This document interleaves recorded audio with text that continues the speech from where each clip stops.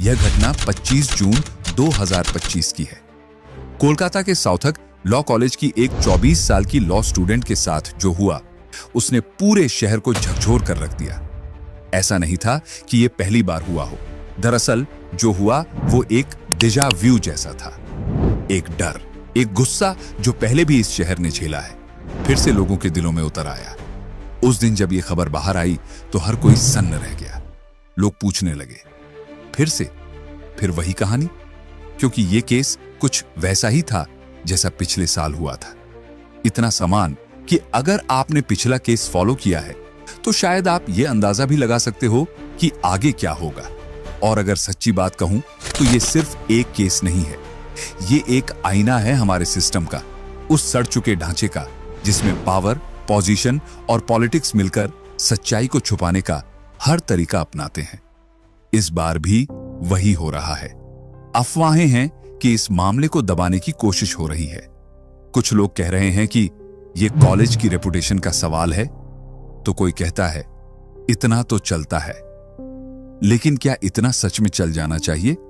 यही तो डरावनी बात है, क्योंकि इस केस की जड़ें भी उसी पावर गेम में हैं जहां सच को तोड़ मरोड़ कर पेश किया जाता है। आपको याद है ना पिछले साल आरजी कौर मेडिकल कॉलेज का केस?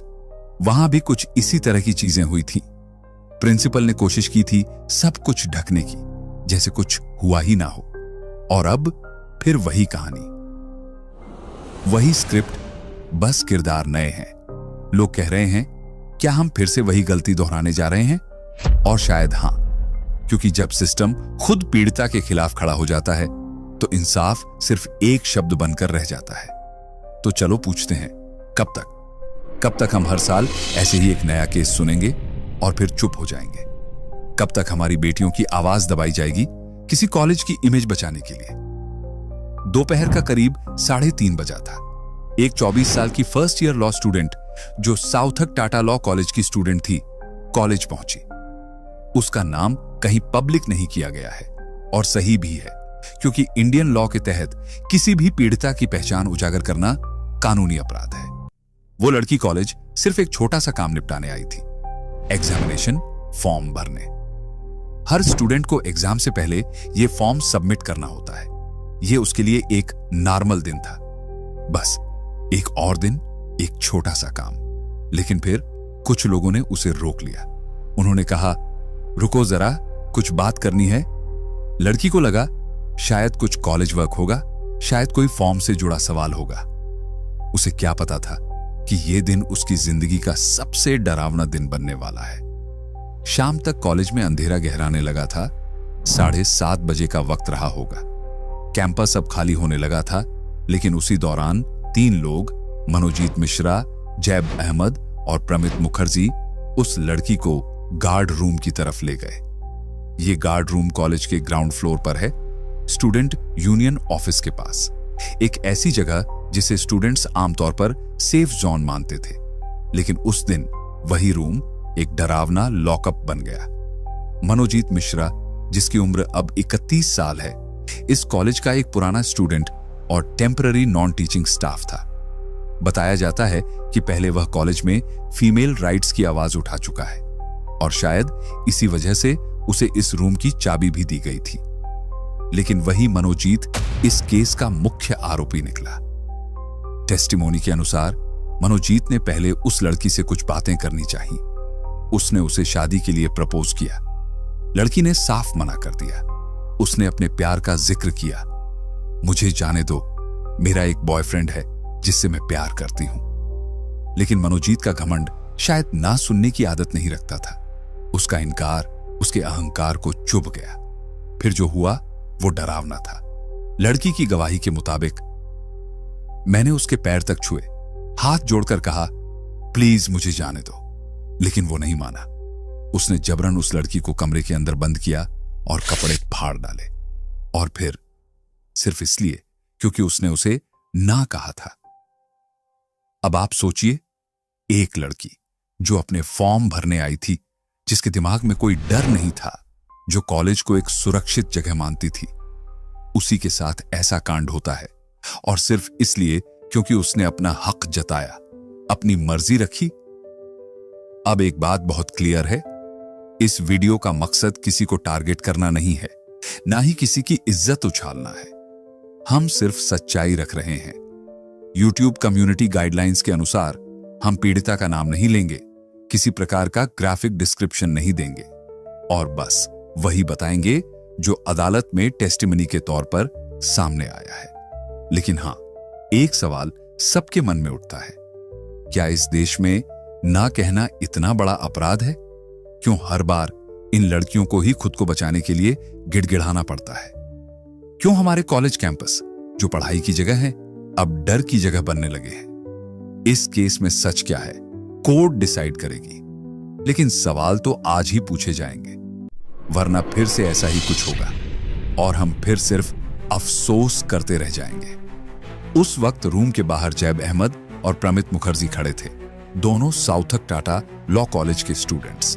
लेकिन बाहर खड़े होकर ये किसी मदद के इंतजार में नहीं थे, ये निगरानी कर रहे थे, जैसे किसी फिल्मी सीन में कोई गुंडे का आदमी बाहर खड़ा हो और अंदर हो रही गंदगी की पहरेदारी कर रहा हो। इन दोनों ने ना सिर्फ मनोजीत को रोका नहीं, बल्कि जिस तरह से बाहर खड़े थे, ऐसा लगा जैसे उन्होंने पूरे माहौल को उसके लिए सेफ जोन बना दिया हो। उन्होंने इस दरिंदगी को न सिर्फ नजरअंदाज किया, बल्कि उसमें परोक्ष रूप से साथ दिया। और सबसे खौफनाक बात, इस पूरे वाकये की 90 सेकंड की एक क्लिप उनके ही फोन से रिकवर हुई, जो बाद में पुलिस ने सीज कर ली। आप सोच सकते हैं, क्या उस लड़की ने कोई कोशिश नहीं की होगी खुद को बचाने की? बिल्कुल की थी। उसने अपनी पूरी ताकत से लड़ने की कोशिश की थी। उसने चिल्लाया, हाथ पैर मारे, यहां तक कि रोते हुए कहा, प्लीज मुझे जाने दो, मेरा किसी से कोई लेना देना नहीं है। लेकिन मनोजीत और उसके साथियों की क्रूरता के सामने उसकी सारी ताकत नाकाफी साबित हुई। उसने बताया कि उसे हॉकी स्टिक से मारा गया।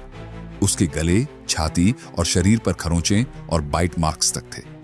एक वक्त ऐसा भी आया जब उसे पैनिक अटैक हुआ। उसकी सांसें फूलने लगीं और उसने प्लीज मेरा इनहेलर दे दो कहकर मदद मांगी। दरअसल गार्ड रूम के बाहर एक सिक्योरिटी गार्ड मौजूद था। पिनाकी बनर्जी नाम है उसका। लेकिन उसने कुछ नहीं किया, न कॉलेज प्रशासन को खबर दी, न पुलिस को कॉल किया। बस आंखें मूंद ली जैसे कुछ देखा ही ना हो। और यह सिलसिला चलता रहा। रात के करीब 10:50 तक, पूरा 3 घंटे तक वही टॉर्चर, वही खामोशी, वही डर। काम पूरा होने के बाद उन्होंने उस लड़की को उसी गार्ड रूम में ऐसे ही छोड़ दिया, जैसे वो कोई सामान हो जिसे यूज करके फेंक दिया जाता है।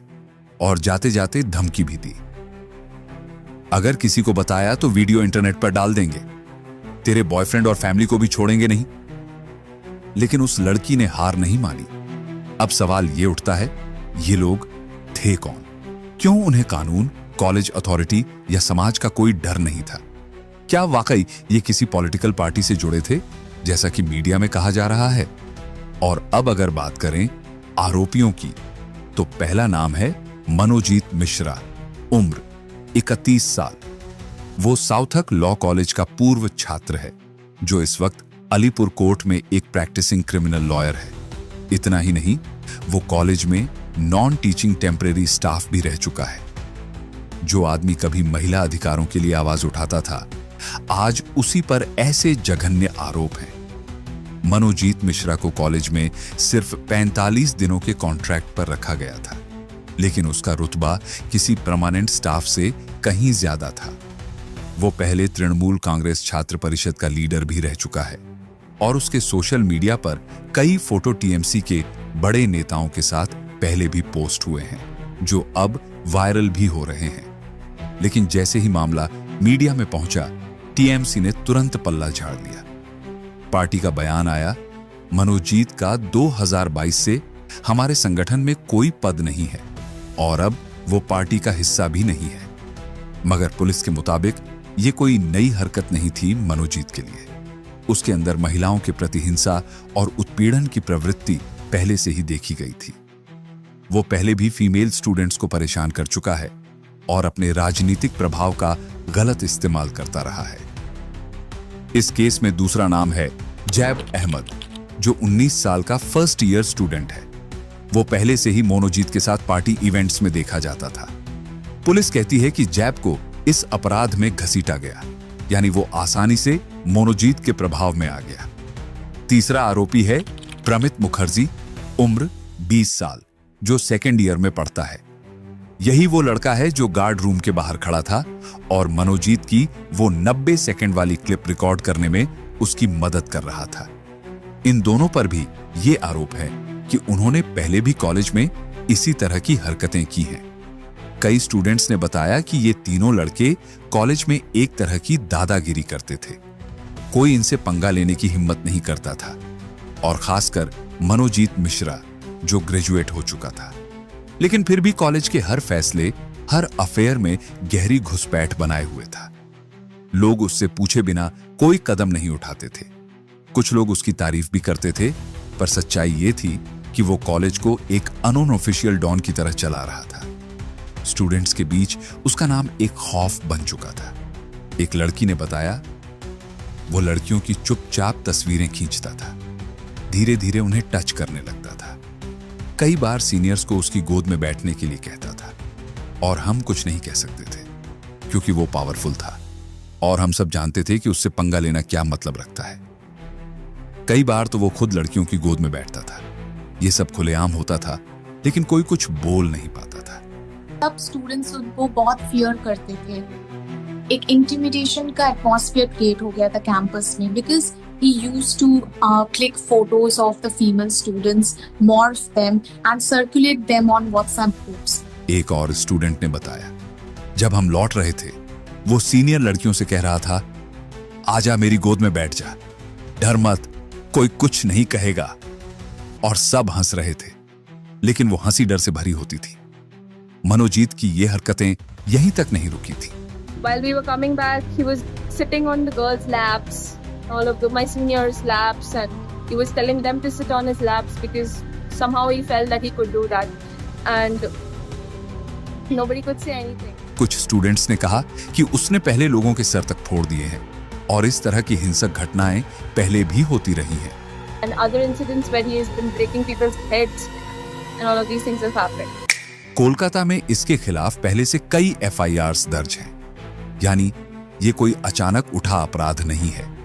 ये उस लंबे समय से बढ़ती छूट, पॉलिटिकल कनेक्शन और सिस्टम की चुप्पी का नतीजा है। लेकिन किसी ने कुछ नहीं किया क्योंकि वो पॉलिटिकली सिक्योर था। So throughout Kolkata, there have been several FIRs filed against him, but nobody took any action because of his political influence. He was so politically safeguarded by the Trinamool Congress that nobody dared to touch him. Manojit Mishra, जिस पर इतने गंभीर आरोप हैं, उसे तृणमूल कांग्रेस का ऐसा support मिला हुआ था कि लोग उसके खिलाफ बोलने से पहले 10 बार सोचते थे। छोड़ना भाई, वो पार्टी वाला है, कुछ भी कहोगे तो उल्टा फंस जाओगे, ऐसा कहते थे कॉलेज के बच्चे। चौथा आरोपी पिनाकी बनर्जी, उम्र 55 साल, कॉलेज का सिक्योरिटी गार्ड, जिसका काम था कॉलेज कैंपस को सुरक्षित रखना। वही गार्ड जो गार्ड रूम के ठीक बाहर खड़ा था जब ये पूरी दरिंदगी हो रही थी, लेकिन उसने कुछ नहीं किया, न किसी को बुलाया, न लड़की की मदद की। जब CCTV फुटेज खंगाले गए तो साफ दिखा, वो वहीं खड़ा था, सब देख रहा था, लेकिन जैसे कुछ हुआ ही नहीं। और इसी वजह से उसे भी गिरफ्तार किया गया, लापरवाही के आरोप में। पुलिस का कहना है कि पिनाकी ने या तो जानबूझकर सब अनदेखा किया या फिर इतनी गैर जिम्मेदारी दिखाई कि एक जान पर बनाई। 26 जून 2025 को लड़की ने आखिरकार हिम्मत जुटाकर कस्बा पुलिस स्टेशन में केस दर्ज कराया, और इसके बाद कोलकाता पुलिस ने वक्त गंवाए बिना एक्शन लिया। मनोजीत मिश्रा और जैब अहमद को उसी दिन शाम 7:30 बजे तालबागान क्रॉसिंग के पास से गिरफ्तार किया गया। प्रमित मुखर्जी को अगले दिन सुबह उसके घर से पकड़ लिया गया। तीनों के मोबाइल फोन्स जब्त कर लिए गए, और उन फोनों से ही मिली वो 90 सेकंड की वीडियो क्लिप, जिसने इस पूरे केस की सच्चाई को सामने ला दिया। यानी अब न सिर्फ पीड़िता की बात थी, बल्कि उसका सबूत भी था, वीडियो सबूत। और फिर 28 जून को गार्ड पिनाकी बनर्जी को भी अरेस्ट किया गया। कोलकाता पुलिस ने इस केस को बेहद गंभीर मानते हुए 5 सदस्यीय स्पेशल इन्वेस्टिगेशन टीम बनाई है। एसआईटी ने क्राइम सीन को सील कर दिया है और फॉरेंसिक टीम वहां से सबूत इकट्ठा कर रही है, जैसे कि बालों के स्ट्रैंड्स, खून के निशान और वो हॉकी स्टिक जिससे लड़की को मारा गया था। सीसीटीवी फुटेज जो दोपहर 3:30 बजे से रात 10:50 तक रिकॉर्ड हुआ था, उसने लड़की की हर बात की पुष्टि की। कैसे उसे जबरदस्ती गार्ड रूम में घसीटा गया और कैसे वहां से कोई बाहर नहीं आया 3 घंटे तक। मेडिकल एग्जामिनेशन जो नेशनल मेडिकल कॉलेज में हुआ, उसमें भी यह बात साबित हो गई। उसके शरीर पर फोर्सफुल बाइट मार्क्स, गले पर खरोंचें और हिंसा के कई निशान मिले। जो भी उसने अपनी पहली स्टेटमेंट में लिखा था, अब हर चीज का फिजिकल सबूत सामने था। अब तक यह केस एक लड़की को इंसाफ दिलाने का होना चाहिए था। इस बात का होना चाहिए था कि कैसे एक कॉलेज में इतनी बड़ी घटना हुई और सिस्टम सोता रहा। लेकिन अब कुछ मीडिया हाउसेस इसे पॉलिटिकल बना रहे हैं। कुछ लोग आरोपियों की पुरानी पार्टी से नाता जोड़कर असल मुद्दे से ध्यान भटका रहे हैं। पर हमें नहीं भूलना चाहिए, यह केस किसी की पॉलिटिक्स का नहीं है। यह एक लड़की की टूट चुकी जिंदगी का केस है। यह उसके साहस की कहानी है और उस सिस्टम की असफलता जो उसे बचा नहीं सका। और अगर आज हम भी खामोश रहे तो शायद अगली बार कोई और लड़की अकेली रह जाएगी, बिना आवाज, बिना मदद और शायद बिना इंसाफ के। पर जितना बड़ा यह केस था, उतनी ही तेजी से यह एक पॉलिटिकल कंट्रोवर्सी में बदल गया। भारतीय जनता पार्टी ने सीधे तौर पर टीएमसी पर इल्जाम लगाया कि वो मनोजीत मिश्रा को बचाने की कोशिश कर रही है। बीजेपी लीडर्स ने पुराने फोटो सामने रखे जिनमें मनोजीत कुछ बड़े टीएमसी नेताओं के साथ दिख रहा था। उन्होंने कहा, पश्चिम बंगाल, खासकर कोलकाता, अब महिलाओं के लिए सुरक्षित नहीं रहा। यह मामला हमें R.G. कर मेडिकल कॉलेज के उस भयानक केस की याद दिलाता है। लेकिन इसके जवाब में टीएमसी ने बयान जारी किया, हम इस समय सर्वाइवर के साथ खड़े हैं। हमारा मनोजीत मिश्रा से कोई लेना देना नहीं है। कृपया इस केस को राजनीतिक रंग न दें। यह वक्त है सख्त कार्रवाई की, न कि राजनीति की। इस केस ने कोलकाता की सड़कों पर गुस्सा उबाल दिया। स्टूडेंट्स, जूनियर लॉयर्स और कुछ पॉलिटिकल ग्रुप्स सड़कों पर उतर आए और न्याय की मांग करने लगे। नेशनल कमीशन फॉर वीमेन ने भी कोलकाता पुलिस से टाइम बाउंड इन्वेस्टिगेशन की मांग की है। कॉलेज की क्लासेस सस्पेंड कर दी गई हैं। कैंपस को एक क्राइम सीन के रूप में सील कर दिया गया है। और सबसे हिला देने वाली बात, लड़की को दोबारा उसी रूम में ले जाकर उस रात की पूरी क्राइम सीन रिक्रिएट करवाई गई। सोचिए कितनी हिम्मत चाहिए होगी उसके लिए, उस जगह दोबारा खड़ा होने के लिए। तीनों आरोपी मनोजीत, जैब और प्रमित और गार्ड पिनाकी बनर्जी पर भी अब आधिकारिक चार्जेस लग चुके हैं। जैसा कि मैंने वीडियो की शुरुआत में कहा था, यह केस सिर्फ एक घटना नहीं है। R.G. कर केस और साउथक लॉ कॉलेज का यह हादसा, दोनों हमें एक ही सवाल बार बार पूछने पर मजबूर करते हैं। हमारे एजुकेशनल इंस्टीट्यूशंस में स्टूडेंट्स की सेफ्टी के लिए आखिर किया क्या जा रहा है? दोनों मामलों ने साफ दिखा दिया है कि पश्चिम बंगाल में सिक्योरिटी को लेकर एक गहरी समस्या है। एसआईटी की इन्वेस्टिगेशन अभी भी जारी है। अब यह देखना बाकी है कि क्या यह पूरा प्लान पहले से बनाया गया था? क्या और भी लोग इसमें शामिल थे? लेकिन इस पूरे केस में जो बात सबसे ज्यादा खलती है, वो है पब्लिक का रवैया। मैंने बहुत जगह यह देखा, लोग आज भी लड़की को ही दोष दे रहे हैं।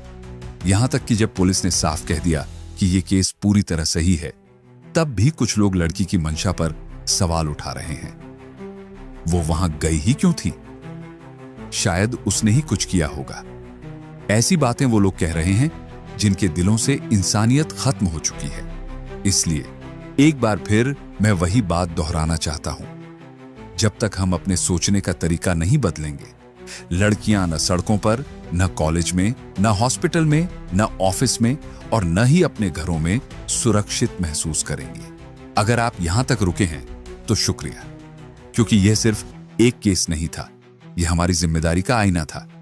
अगर आपको लगता है कि यह कहानी सुने जाने लायक थी तो इसे शेयर करें, ताकि और लोग सोचने पर मजबूर हों। हम फिर मिलेंगे किसी और ऐसी ही अनसुनी, अनकही सच्चाई के साथ। तब तक स्टे अवेयर, स्टे सेफ और कभी भी अन्याय को नजरअंदाज मत करो। यह है रिवीलिंग आइज। हम सिर्फ कहानी नहीं दिखाते, हम सिस्टम की आंखें खोलते हैं। मिलते हैं अगली वीडियो में। जय हिंद।